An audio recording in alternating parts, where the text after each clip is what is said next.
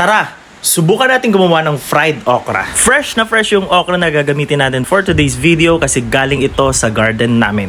Kailangan natin ng harina, cornstarch, pamintang durog, seasonings, asin, at itlog.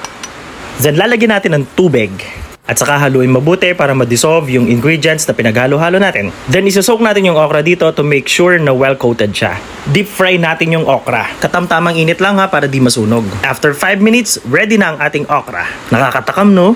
And kapag nagluto ka nito, dapat kainin mo agad para crunchy pa yung coating niya. Napakabilis lang nitong gawin at napaka-healthy pa. Kaya try mo na rin ha. Sana magustuhan to ni Mrs.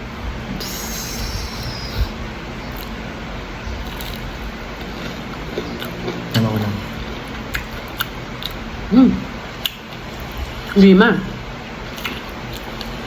Di ba? Ang sarap. Approve! Mangantayon!